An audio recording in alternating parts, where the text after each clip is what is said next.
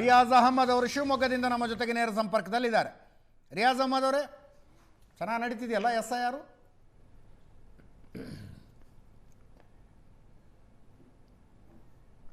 ನಿಮಗೆ ನಮ್ಗಿಂತ ಚೆನ್ನಾಗಿ ತುಂಬಾ ನಿಮಗೆ ಗೊತ್ತಿದೆ. ಈಗ ನೋಡ್ತಾ ಇದ್ದೀರಿ ಎಲ್ಲ, ನೀವು ನೋಡ್ತಾ ಇರೋ ದೃಷ್ಟಿ ಕೇಳಿದ್ರೆ ಚೆನ್ನಾಗಿ ಕಾಂಗ್ರೆಸ್ ಸರ್ಕಾರದಲ್ಲಿ ಅದೇ ಬಿಜೆಪಿ ಸರ್ಕಾರದಲ್ಲಿ ಇರ್ತಿದ್ರೆ ಇನ್ನೂ ಚೆನ್ನಾಗಿ ನಡೀತಾ ಇತ್ತು ಅನ್ನೋ ರೀತಿಯಲ್ಲಿ ಅವರು ಇದು ಮಾಡ್ತಾ ಇದ್ದಾರೆ. ಯಾಕಂದ್ರೆ ಬಿಹಾರದ ರೀತಿಯಲ್ಲಿ ಮತ್ತೆ ವೆಸ್ಟ್ ಬೆಂಗಾಲ್ ರೀತಿಯಲ್ಲಿ ನಡೀತಾ ಇಲ್ಲ ಇದು SIR ಕರ್ನಾಟಕದಲ್ಲಿ ಅನ್ನೋ ರೀತಿ. ಆದ್ರೆ ಜನಸಾಮಾನ್ಯರು ಇವತ್ತು ಎಷ್ಟು ಪರದಾಡ್ತಾ ಇದಾರೆ ಅಂದ್ರೆ, ಇವತ್ತು SIR ಮಾಡಿಸ್ಲಿಕ್ಕೋಸ್ಕರ ಕೆಲವರು ಮನೆ ಬಿಟ್ಟು ಬಾಡಿಗೆ ಮನೆಯಲ್ಲಿದ್ದವರು ಬೇರೆ ಏರಿಯಾಗಳಿಗೆ ಹೋಗಿದ್ದಾರೆ. ಅವ್ರು 2002 ಲೀಸ್ಟ್ ತರಬೇಕು, ನಾವು ಅವ್ರ ತಂದೆ ತಾಯಿಗಳನ್ನು ಹುಡುಕ್ಬೇಕು, ಅವ್ರ ತಂದೆ ತಾಯಿ ಎಲ್ಲಿದೆ ಹೆಸರು ಅಂತ ಹುಡುಕ್ಬೇಕು. ಆ ಪರಿಸ್ಥಿತಿ ನಿರ್ಮಾಣವಾಗಿದೆ. ಅದನ್ನ ಈಗ ಅವ್ರ ಬಗ್ಗೆ ಜನಸಾಮಾನ್ಯರ ಬಗ್ಗೆ ಯಾರು ಕಾಳಜಿನೇ ವಹಿಸ್ತಾ ಇಲ್ಲ. ಈಗ ಏನಾಗ್ತಾ ಇದೆ ಅಂದ್ರೆ, ನಮ್ಮ ಕುಮಾರಸ್ವಾಮಿ ಅವರು ರಾಮನಗರದ ಒಂದು ವಿಡಿಯೋ ತೋರಿಸಿ ಟ್ಯಾಬ್ ಅಲ್ಲಿ 10,000 ವಲಸಿಗರು ಬಾಂಗ್ಲಾದೇಶದವರು ಇಲ್ಲಿದ್ದಾರೆ ಅಂತ ಹೇಳ್ತಿದ್ದಾರೆ. ಆದ್ರೆ ಬಾಂಗ್ಲಾದೇಶದವರು ಅವ್ರ ಹತ್ರ ಎಲ್ಲ ಪೂರ್ತಿ ರಿಪೋರ್ಟ್ ಇರಬೇಕಾದ್ರೆ ಅವರು ಸಚಿವರು, ಕೇಂದ್ರ ಸಚಿವರು, ಯಾಕೆ ಅವ್ರನ್ನ ಎಲ್ಲ ಅರೆಸ್ಟ್ ಮಾಡಿಸ್ತಾ ಇಲ್ಲ? ನಮ್ಮ ಪೊಲೀಸ್ ಇಲಾಖೆ ಏನ್ ಮಾಡ್ತಾ ಇದೆ, ಗುಪ್ತಚರ ಇಲಾಖೆ ಏನ್ ಮಾಡ್ತಾ ಇದೆ? ಈಗ ವಲಸಿಗರು ಬಾಂಗ್ಲಾದೇಶದವ್ರು ಬಂದು ಇದು ಪೌರತ್ವ ತಗೊಳ್ತಿದಾರಂತ ಇದ್ ಮಾಡಿ ಹೇಳ್ತಾ ಇದಾರಲ್ಲ, ಖಡಾಖಂಡಿತವಾಗಿ ಹೇಳ್ತಿದಾರಲ್ಲ. ಅದು 2014 ಇವರು ಚುನಾವಣೆಗೆ ಇದು ಸ್ಪರ್ಧಿಸಿ ಅಧಿಕಾರ ಹಿಡಿದಾಗ ದೇಶದಲ್ಲಿ ಇವತ್ತುವರೆಗೂ 2014ರಿಂದ 12 ವರ್ಷ ಆಯ್ತು. ಇವತ್ತುವರೆಗೂ ಯಾಕೆ ಬಾಂಗ್ಲಾದೇಶದವರು, ಪಾಕಿಸ್ತಾನದವರು, ಅಫ್ಘಾನಿಸ್ತಾನದವರು, ತಾಲಿಬಾನ್ದವರಿಗೆ ಯಾಕೆ ಹೊರಗಡೆ ಹಾಕ್ತಾ ಇಲ್ಲ? ಈಗ ಪ್ರಶ್ನೆ ಎಲ್ಲಿಂದ ಎಲ್ಲರಿಗೂ ಹೋಗ್ಬಿಡುತ್ತೆ, ಪ್ರಶ್ನೆ ಎಲ್ಲಿಂದ ಎಲ್ಲಿಗೂ ಹೋಗ್ಬಿಡುತ್ತೆ.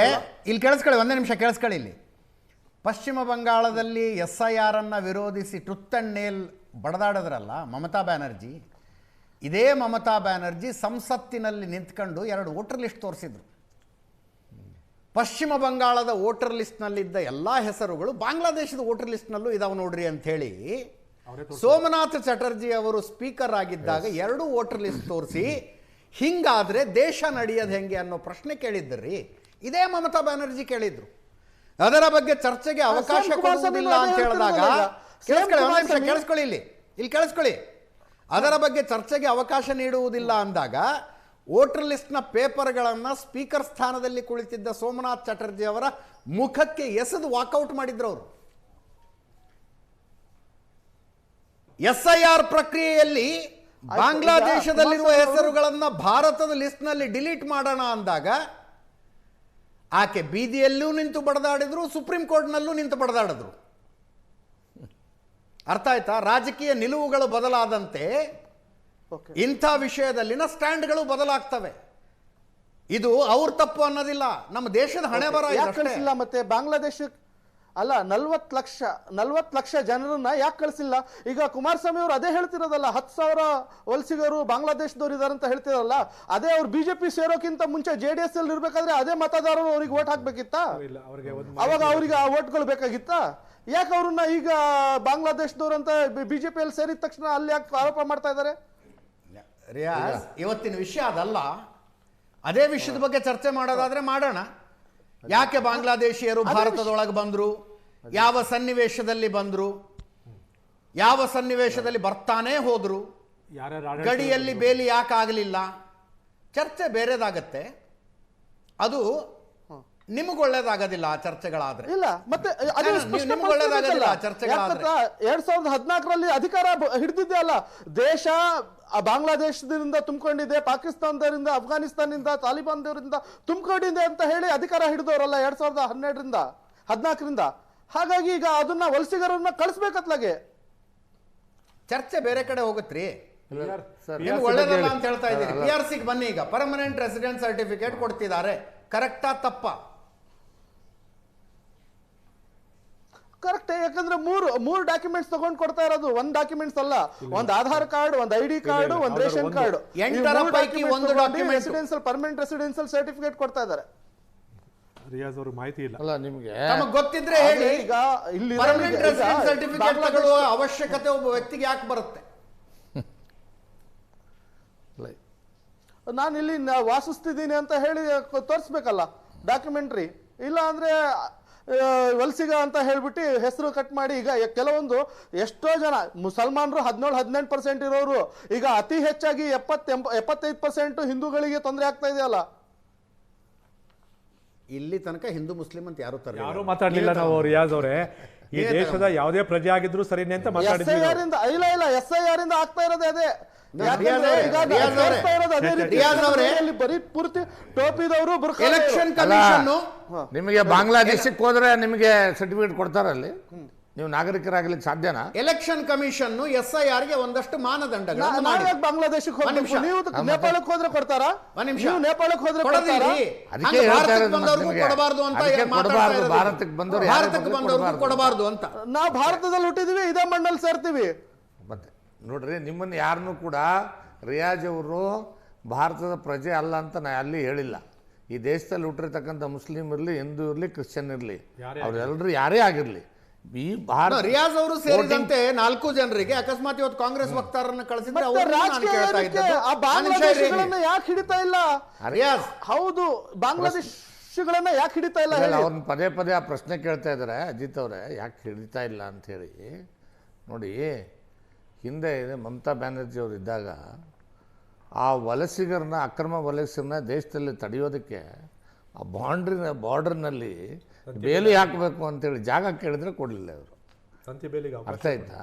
ಇವೆಲ್ಲ ಅವ್ಯವಸ್ಥೆಗಳನ್ನು ಸರಿ ಮಾಡೋದಕ್ಕೋಸ್ಕರನೇ ಇವತ್ತು ಈ ದೇಶದ ನಾಗರಿಕರು ಮಾತ್ರ ಹೋಟೆಲ್ ಲಿಸ್ಟಲ್ಲಿ ಯಾರು ಇರಬೇಕು? ಈ ದೇಶದ ನಾಗರಿಕರು ಮಾತ್ರ ಇರಬೇಕು. 14 ವರ್ಷ ಬೇಕು. ಬೇರೆದವ್ರು ಯಾರು ಇರ್ಲಿಕ್ಕೆ ಆಗ್ತದ?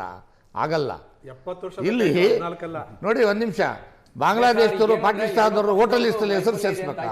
ಕಾಂಗ್ರೆಸ್ ಮತ್ತೆ ಬಿಜೆಪಿ ನೀವು ಅರ್ಥ ಮಾಡ್ಕೊಳ್ಳಿ. ನೀವು ಈ ದೇಶದ ನಾಗರಿಕರಾಗಿ, ನೀವು ಈ ದೇಶದ ನಾಗರಿಕರಾಗಿ, ಈ ದೇಶದ ಪ್ರಜೆಯಾಗಿ, ಈ ದೇಶದ ಸುರಕ್ಷತೆ, ಈ ದೇಶದ ಜನರಿಗೆ ಹಕ್ಕುಗಳು ಸಿಗಬೇಕು ಅನ್ನೋದನ್ನು ಕೇಳಿ, ಅದನ್ನು ಒಪ್ಕೊಳ್ಳೋಣ. ಅದು ಬಿಟ್ಬಿಟ್ಟು ನೀವೊಬ್ಬ ಮುಸ್ಲಿಮನ್ನು ಒಂದೇ ಕಾರಣಕ್ಕೆ ಬಾಂಗ್ಲಾದೇಶದಿಂದ ಬಂದವ್ರನ್ನು ಕೂಡ ಯಾಕೆ ಹೊರಗೆ ಹಾಕಲಿಲ್ಲ ಅಂದ್ರೆ ನೀವು ಬಾಂಗ್ಲಾದೇಶದವ್ರ ಪರವಾಗಿ ವಕಾಲತ್ ಮಾಡ್ತಾ ಇದ್ದೀರಾ ಇಲ್ಲಿ? ನೀವು ಭಾರತೀಯರಾಗಿ ನಿಮ್ಮ ಹಕ್ಕುಗಳಿಗೇನೋ ಧಕ್ಕೆ ಆಗಿದ್ರೆ ಹೇಳಿ. ಇಲ್ಲಿರ್ತಕ್ಕಂಥ ಮುಸ್ಲಿಂ ಸಮಾಜದ ಓಟ್ಗಳು ತೆಗೆದುಹಾಕಿದ್ರೆ ಹೇಳಿ. ಅದು ಬಿಟ್ಟು ನೀವು ಬಾಂಗ್ಲಾದೇಶದ ವಕ್ತಾರರಾಗಿ ಮಾತಾಡೋದು ಏನು ಹೇಳ್ತಾರೆ? ನಿಮ್ಮ ಮೆಂಟಾಲಿಟಿ, ನಿಮ್ಮ ಮಾನಸಿಕ ಸ್ಥಿತಿ, ನಿಮಗೆ ಕಾಂಗ್ರೆಸ್ ತಲೆಯಲ್ಲಿ ತುಂಬಿದಾರಲ್ಲ ವಿಷಾನ, ನಿಮ್ಮದೊಂದು ಮನಸ್ಥಿತಿಯನ್ನು ಹೇಳ್ತೀನಿ ಕೇಳಿ. ನಿಮಗೆ ಅರ್ಥವಾಗದೇ ಇರುವ ನಿಮ್ಮದೊಂದು ಮನಸ್ಥಿತಿಯನ್ನು ಹೇಳ್ತೀನಿ ಕೇಳಿ. ಬಾಂಗ್ಲಾದೇಶದವರು ಅವ್ರನ್ನ ಯಾಕೆ ಹೊರಗೆ ಹಾಕ್ತಿಲ್ಲ? ಬಾಂಬ್ ಬಿಡ್ತಿದ್ದಾರೆ, ಅವ್ರನ್ನ ಯಾಕೆ ಹಿಡಿತಿಲ್ಲ? ಗುಂಡು ಹೊಡಿತಿದ್ದಾರೆ, ಅವ್ರ ಅವ್ರ ಕೈಗೆ ಬಂದೂಕ್ ಹೆಂಗ್ ಬಂತು? ನಿಮ್ಮ ಹೋಮ್ ಮಿನಿಸ್ಟರ್, ಮುಖ್ಯಮಂತ್ರಿಗಳು ಹೇಳಿ, ನಾಳೆನ ಅವ್ರನ್ನೆಲ್ಲ ಅರೆಸ್ಟ್ ಮಾಡ್ತೀವಿ ಅಂತ ಹೇಳಿ. ಮೊನ್ನೆ ಮಂಗಳೂರಲ್ಲಿ 5 ಜನ ಅರೆಸ್ಟ್ ಮಾಡಿದ್ರಲ್ಲ ಕಂಪ್ಲೇಂಟ್ ಕೊಟ್ಟ ಮೇಲೆ. ಇಲ್ಲಿರ್ತಕ್ಕಂಥ ಕಾಂಗ್ರೆಸ್ ಸರ್ಕಾರ ಇದೆಯಲ್ಲ, ಇರ್ತಕ್ಕಂಥವ್ರನ್ನೆಲ್ಲ ಹೊರಗಾಗ್ತೀನಿ ಅಂತ ಹೇಳಿ ಆದೇಶ ಮಾಡಲಿ ನಾಳೆ. ನಿಮ್ಮ ಪ್ರಶ್ನೆಗಳದು. ಬಾಂಬ್ ಬಿಡ್ತಿರ್ತಾರಪ್ಪ, ನೀವ್ಯಾಕೆ ಹಿಡಿಯೋದಿಲ್ಲ ಅವ್ರನ್ನ?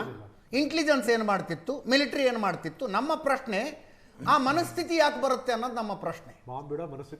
ಆ ಮನಸ್ಥಿತಿ ಯಾಕೆ ಬರುತ್ತೆ ಅಂತ ಬಾಂಗ್ಲಾದೇಶಿ ವಿಷಯದಲ್ಲಿ ಮಾಡ್ತಾ ಇರೋದು. ಒಂದ್ ನಿಮಿಷ, ಪುಲ್ವಾಮಾ ಏನಾಯ್ತು? ಆರೋಪಿಗಳೇ ಸಿಗ್ಲಿಲ್ಲ. ಜನರನ್ನ ದಿಕ್ ತಪ್ಪಿಸುವಂತ ಕೆಲಸಗಳು ಇವ್ರು ರಾಜಕಾರಣಿಗಳು ಮಾಡ್ತಾರೆ. ನಾನು ಹೇಳೋದು ಕೇಳಿಸ್ಕೊಳ್ರಿ ಒಂದ್ ನಿಮಿಷ. ಜನರನ್ನ ದಿಕ್ ತಪ್ಪಿಸುವಂತ ಕೆಲಸಗಳು ರಾಜಕಾರಣಿಗಳು. ನಾನು ಹೇಳೋದು ಕೇಳಿಸ್ಕೊಳ್ರಿ ಒಂದ್ ನಿಮಿಷ. ಬಾಂಗ್ಲಾದೇಶಿಯರನ್ನ ಯಾಕೆ ಹೊರಗೆ ಹಾಕ್ತಿಲ್ಲ? ನನಗೆ ಮೂಲಭೂತ ಪ್ರಶ್ನೆ ಇರೋದು, ಅವ್ರು ಒಳಗೆ ಯಾಕೆ ಬರ್ತಿದ್ದಾರೆ ಅಂತ.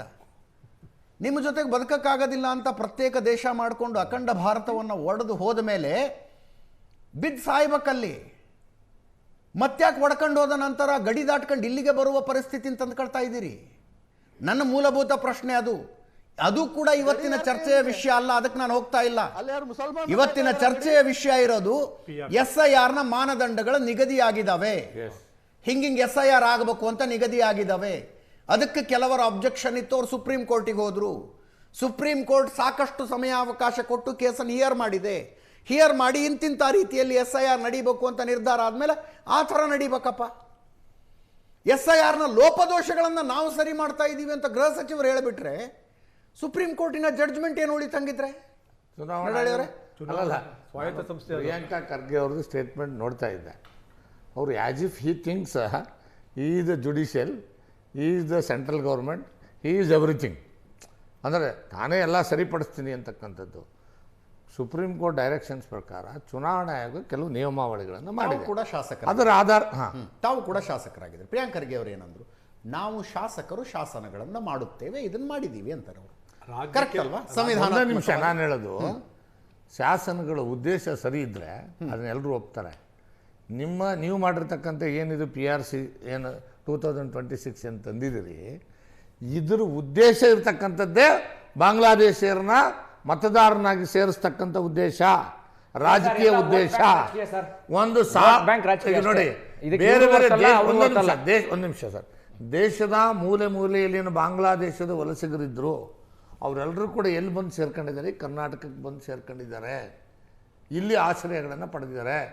ಆಶ್ರಯ ಪಡೆದಿರ್ತಕ್ಕಂಥವ್ರಿಗೆ under the protection of Congress government, under the protection of Priyanka Kharge, ಅವ್ರಿಗೆ ಈಗ ಮತದಾರರ ಪಟ್ಟಿಯಲ್ಲಿ ಸೇರಿಸಿ ಆ ಒಂದು ರಾಜಕೀಯವಾದಂಥ ಅಧಿಕಾರವನ್ನು ಪಡಿತಕ್ಕಂಥ ದುರುದ್ದೇಶದಿಂದ ತಂದಿರ್ತಕ್ಕಂಥದ್ದು ಇದು. ಅದಕ್ಕೆ ಪರ್ಮನೆಂಟ್ ರೆಸಿಡೆನ್ಸಿ ಸರ್ಟಿಫಿಕೇಟ್ ಕೊಡೋದು ಇವತ್ತಲ್ಲ, ಇವತ್ತಲ್ಲ, ಅದು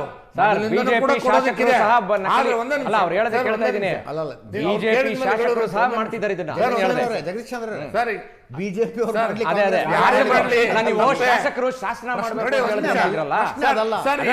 ವೋಟ್ ಬ್ಯಾಂಕ್. ಸರ್ ಒಂದ್ ನಿಮಿಷ ಸಿಂಪಲ್ ಆಗಿ ಹೇಳ್ಬಿಡ್ತೀನಿ. ಈಗ ಏನು SIR ಪ್ರಕಾರ ಮಾಡ್ತಾ ಇದ್ದಾರೆ, ಯಾರ್ಯಾರು ಡಾಕ್ಯುಮೆಂಟ್ ಇಲ್ಲದೆ ಇರತಕ್ಕಂಥ ಲಿಸ್ಟ್ಗಳೇನೆಲ್ಲ ಕಡೆ ಇಲ್ಲೇನು ವಿಶೇಷವಾಗಿ ಬೆಂಗಳೂರಲ್ಲಿ ನಮ್ಮ ಅಂದಾಜಿನ ಪ್ರಕಾರ ಸುಮಾರು 60 ಲಕ್ಷಕ್ಕಿಂತಲೂ ಹೆಚ್ಚು ಜನ ಬರೀ ಬೆಂಗಳೂರಲ್ಲೇ ಇದ್ದಾರೆ ಅಂತಕ್ಕಂಥದ್ದು ಇನ್ಫಾರ್ಮೇಷನ್ಸ್ ಇದೆ. ಇವತ್ತೇ ಈ ರಾಜ್ಯ ಸರ್ಕಾರ ಅಥವಾ ಮುಖ್ಯಮಂತ್ರಿಗಳು ಮನಸ್ಸು ಮಾಡಿದರೆ, ಗೃಹ ಮಂತ್ರಿಗಳು ಮನಸ್ಸು ಮಾಡಿದರೆ ಹೇಳಿಕೆ ಕೊಡಲಿ ನಾಳೆನೇ, ಬಾಂಗ್ಲಾದೇಶದಿಂದ ಯಾರ್ಯಾರು ಬಂದಿದ್ದಾರೆ ಅವ್ರನ್ನ ಮುಂದಿನ 10 ದಿನದಲ್ಲಿ 15 ದಿನದಲ್ಲಿ ತಕ್ಷಣ ಅವ್ರನ್ನ ದೇಶದಿಂದ ಹೊರಗೆ ಹಾಕಬೇಕು. ನಾವು ಎನ್ಕ್ವೈರಿ ಮಾಡಿ ಅವ್ರನ್ನ ಅರೆಸ್ಟ್ ಮಾಡ್ತೀವಿ. ಆಗೋದಲ್ಲ ಹೋಗೋದಲ್ಲ. ಮೊನ್ನೆ ನೋಡಿ, ಒಂದ್ ನಿಮಿಷ, ಮಂಗಳೂರಲ್ಲಿ 5 ಜನ ಅರೆಸ್ಟ್ ಮಾಡಿದಾರೆ ಇಲ್ವಾ? ಕಂಪ್ಲೇಂಟ್ ಮಾಡಿದಾಗ ಸರ್ ಒಂದು ನಿಮಿಷ ಪ್ಲೀಸ್. ಈಗ ಬೆಂಗಳೂರಿನಲ್ಲಿ ಸ್ಲಮ್ಗಳಲ್ಲಿರ್ತಕ್ಕಂಥ ಎಲ್ಲ ಏರಿಯಾಗಳಲ್ಲಿ ಇವರು ಮಸೀದಿಗಳಲ್ಲಿ ಇನ್ನೊಂದು ಕಡೆ ಕೂತ್ಕೊಂಡು ಈ ಪರ್ಮನೆಂಟ್ ರೆಸಿಡೆನ್ಸಿ ಸರ್ಟಿಫಿಕೇಟ್ ರೆಡಿ ಮಾಡಿಕೊಂಡು 5ನೇ ತಾರೀಕಿನ ಮೇಲೆ ಕರಡು ಪ್ರತಿ ಬಂದಾದ್ಮೇಲೆ ಇವ್ರನ್ನೆಲ್ಲರನ್ನು ಸೇರಿಸಿ ಮತದಾರನಾಗಿ ಮಾಡ್ತಕ್ಕಂಥ ದುರುದ್ದೇಶದಿಂದ ಈ ಕಾನೂನನ್ನು ತಂದಿದ್ದಾರೆ. ಇದನ್ನು ಖಂಡಿತವಾಗಲೂ ಕೂಡ ಈ ಕರ್ನಾಟಕದ ಜನ ಒಪ್ಪಲಿಕ್ಕೆ ಸಾಧ್ಯನೇ ಇಲ್ಲ, ದೇಶದ ಜನನೂ ಒಪ್ಪಲಿಕ್ಕೆ ಸಾಧ್ಯ ಇಲ್ಲ. ಯಾಕಂದರೆ ಈ ದೇಶದಲ್ಲಿರ್ತಕ್ಕಂಥ ಹುಟ್ಟಿರ್ತಕ್ಕಂಥ ಪ್ರತಿಯೊಬ್ಬ ನಾಗರಿಕ, ಅವನು ಮುಸ್ಲಿಂ ಆಗಿರಲಿ, ಹಿಂದೂ ಆಗಿರಲಿ, ಯಾರೇ ಆಗಿರಲಿ, ಎಲ್ಲರೂ ಕೂಡ ಹೋಟೆಲ್ ಲಿಸ್ಟಲ್ಲಿ ಸೇರಿಸಬೇಕು. ಈ ದೇಶದ ನಾಗರಿಕನಿಗೆ, ಈ ದೇಶದ ಪೌರತ್ವ ಹೊಂದಿದವನಿಗೆ ಮಾತ್ರ ಮತದಾನದ ಹಕ್ಕಿರ್ತಕ್ಕಂಥದ್ದು. ಯಾವುದೋ ಎಲ್ಲಿಂದನೋ ಬಂದ್ಬಿಟ್ಟು, ಈಗ ಹಂಗಿದ್ರೆ ಯಾರೋ ಬಂದು ಉದ್ಯೋಗಕ್ಕೋಸ್ಕರ ಅಮೇರಿಕಾದಿಂದನೋ ಲಂಡನ್ನಿಂದ ಎಲ್ಲಿಂದನೂ ಬರ್ತಾರಪ್ಪ, ಇಲ್ಲೊಂದು 10 ವರ್ಷ ಇರ್ತಾರೆ. ಹಂಗೆ 10 ವರ್ಷ ಇದ್ರೆ ಅಂತೇಳಿ ಅವ್ರನ್ನ ಇಲ್ಲಿ ನೀವು ಹೋಟೆಲ್ ಲಿಸ್ಟಲ್ಲಿ ಹೆಸರು ಸೇರ್ಸೋಕ್ಕಾಗ್ತದ? ಅದಾಗೋದಿಲ್ಲ. ಭಾರತದ ನಾಗರಿಕರಿಗೆ ಮಾತ್ರ ಭಾರತದಲ್ಲಿ ನಡೆಯುವ ಚುನಾವಣೆಗಳಿಗೆ ಮತ ಹಾಕುವ ಅವಕಾಶ, ಹಕ್ಕು ಒಪ್ಕೊಳ್ತೀರಾ? ಹೌದು, 100%. ಯಾರು ಭಾರತದ ನಾಗರಿಕರಲ್ಲವೋ ಅವರ ಹೆಸರುಗಳು ಮತದಾರರ ಪಟ್ಟಿಯಲ್ಲಿ ಸೇರಿದ್ದರೆ ಅದನ್ನು ಡಿಲೀಟ್ ಮಾಡಬೇಕು. ಹೌದಾ? 100% ಮಾಡಲೇಬೇಕು. ಯಾರ ನಾಗರಿಕತೆಯ ಬಗ್ಗೆ, ಯಾರ ನಾಗರಿಕತ್ವ ಪೌರತ್ವದ ಬಗ್ಗೆ ಸಂಶಯಗಳಿದಾವೋ ಅವರು ಸೂಕ್ತ ದಾಖಲೆಗಳನ್ನು ಕೊಡಬೇಕು. ಹೌದು. ಆದ್ರೆ ಒಬ್ಬ ಭಾರತೀಯನು ಸಹ ಇಲ್ಲಿ ವಂಚಿತನಾಗಬಾರ್ದು. ಐ ಅಗ್ರಿ ರೀ. ನಾ ಹೇಳೋದು ಯಾರ ಬಗ್ಗೆ ಸಂಶಯಗಳಿದಾವೋ ಅವರ ಹತ್ರ ದಾಖಲೆಗಳನ್ನು ಕೇಳಬೇಕು. ಹೌದಾ? 100%. ದೇಶ ತುಂಬಾ ಕಾಗಜ ನಹೀ ದಿಖಾಯೆಂಗೆ ಅಂತ ಪ್ರತಿಭಟನೆಗಳಾದವು. ಕಾಗಜ ನಹೀ ದಿಖಾಯೆಂಗೆ, SIR ಮೇ ಬತಾ ದೇಂಗೆ ಅಂತ ಎಲ್ಲ ತೋರಿಸ್ತಾ ಇದೀವಲ್ಲ. ಕಾಗಜ ನಹೀ ದಿಖಾಯೆಂಗೆ ಅಂತ ಪ್ರತಿಭಟನೆಗಳಾದವು. कागज नहीं दिखाएंगे इसलिए तो अभी SIR लेके आए ना. अभी SIR ಬಂದಿರೋದ್ರಿಂದ SIR ಅಲ್ಲಿ ಎಲ್ಲ ತೋರಿಸ್ತಾ ಇದಾರಲ್ಲ, ತಂದೆ ಎಲ್ಲಿ ಹುಟ್ಟಿದ್ರು, ಯಾವ ಇದರಲ್ಲಿ ವೋಟ್ ಹಾಕಿದ್ರು, ಯಾವ ಬೂತ್ ಅಲ್ಲಿ ವೋಟ್ ಹಾಕಿದ್ರು, ಮಾಡಿ ಕನ್ಫರ್ಮೇಷನ್. ನಾನು ಮಾಡಬೇಕು, ನೀವು ಮಾಡಬೇಕು. ಯಾವ ಕ್ಷೇತ್ರದಲ್ಲಿ ಇದ್ರು ಅಲ್ಲ, ನಾನು ಹಿಂದೂನು ಮಾಡಬೇಕು, ಇಷ್ಟೊತ್ತು ನಡೀತಾ ಇರುವ ವಾದ, ಆ ಮೂಲಕ ನಿಮ್ಮ ಹೆಸರನ್ನ ನೀವು ವೋಟರ್ ಲಿಸ್ಟ್ ನಲ್ಲಿ ಉಳಿಸ್ಕೊಳ್ಳಿ, ಪರ್ಮನೆಂಟ್ ರೆಸಿಡೆನ್ಸ್ ಸರ್ಟಿಫಿಕೇಟ್ ಮೂಲಕ ಅಲ್ಲ ಅಂತ. ಅದು ರಿಯಾಜ್ಗೂ ಅಪ್ಲೈ ಆಗುತ್ತೆ, ನನಗೂ ಅಪ್ಲೈ ಆಗುತ್ತೆ. ಎಲ್ಲಿ ಬೆಳೆದ್ರಿ, ನಿಮ್ಮ ತಂದೆ ತಾಯಿ ಎಲ್ಲಿದ್ರು, ಅವರು ಎಲ್ಲಿ ವೋಟ್ ಹಾಕಿದ್ದಾರೆ? ಯಾಕಂದ್ರೆ ಭಾರತದಲ್ಲಿ 15-20 ವರ್ಷಗಳಿಂದ ಅವರು ಈಗ SIR ಆಗ್ತಾ ಇರೋದು. 15-20 ವರ್ಷಗಳಿಂದ ಇರುವವರು ಉದ್ಭವ ಮೂರ್ತಿಗಳೇನಲ್ಲ. ಅವ್ರಿಗೂ ತಂದೆ ತಾಯಿ ಇರ್ತಾರೆ, ಅವ್ರಿಗೂ ಒಂದು ಕುಟುಂಬ ಇರುತ್ತೆ, ಅವರು ಜೀವನ ಮಾಡಿರ್ತಾರೆ. ಅವ್ರು ಇಲ್ಲಲ್ದೇ ಇದ್ರೆ ಇನ್ನೆಲ್ಲೋ ಒಂದ್ ಕಡೆ ವೋಟ್ ಹಾಕಿರ್ತಾರೆ. ಹೌದು, ಅದನ್ನ ತೋರಿಸ್ತಾ ಇದಾರಲ್ಲ, ತಂದು ಹಾಕಿ ತೋರಿಸ್ತಾ ಇದಾರಲ್ಲ. ನಮ್ಮ ತಂದೆ ಈ ಊರಲ್ಲಿ ಇದ್ರು, ಅದನ್ನ ತೋರಿಸಿ ವೋಟರ್ ಲಿಸ್ಟ್ ನಲ್ಲಿ ಹೆಸರು ಸೇರಿಸಿಕೊಳ್ಳೋದಾದ್ರೆ ಪರ್ಮನೆಂಟ್ ರೆಸಿಡೆನ್ಸ್ ಸರ್ಟಿಫಿಕೇಟ್ ಯಾಕೆ ಬೇಕು ಅಂತ ಪ್ರಶ್ನೆ ಇರೋದು. ಪರ್ಮನೆಂಟ್ ರೆಸಿಡೆನ್ಸಿಯಲ್ ಸರ್ಟಿಫಿಕೇಟ್ ಈಗ ಅಲ್ಲಿ ಮನೆಯಲ್ಲಿ ವಾಸಸ್ಥಳದಲ್ಲಿ ಇದೀವಿ ಅನ್ನೋದಕ್ಕೋಸ್ಕರ ಈಗ ಆಲ್ಟರ್ನೇಟ್ ಆಗಿ ತೋರಿಸ್ತಾರದಲ್ಲ ಅದು. ನಾಟ್ ರಿಕ್ವೈರ್ಡ್ ಅಲ್ಲ. ಯಾವುದಕ್ಕೆ ಆಲ್ಟರ್ನೇಟಿವ್ ರೀ ಅದು? ಅಲ್ಲಿ ಇದೀವಿ ಅಂತ ಹೇಳೋದಕ್ಕೆ, ಅಲ್ಲಿ ಇದೀವಿ ಅಂತ ಗೊತ್ತಾಗಬೇಕು ಅಂತಾನೆ ಮನೆ ಮನೆಗೆ ಹೋಗಿ SIR ಮಾಡಿ ಅಂತ ಹೇಳಿದ್ದು. ಕೂತ್ಕೊಂಡು ಶಾದಿ ಮಾಲ್ನಲ್ಲಿ, ಮದರಸಾದಲ್ಲಿ, ಮಸೀದಿಯಲ್ಲಿ, ದೇವಸ್ಥಾನದ ಮುಂದೆ ಗ್ಯಾರಂಟಿ ಅನುಷ್ಠಾನ ಸಮಿತಿ ಆಫೀಸ್ನಲ್ಲಿ ಮಾಡಿ ಅಂತಲ್ಲ ಹೇಳಿದ್ದು.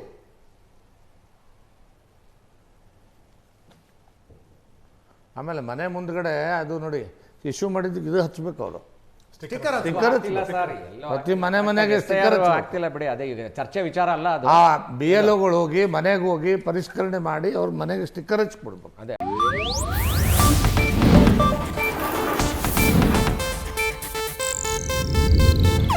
ಇದು ಏಷ್ಯಾನೆಟ್ ನ್ಯೂಸ್ ನೆಟ್ವರ್ಕ್ ಪ್ರಸ್ತುತಿ.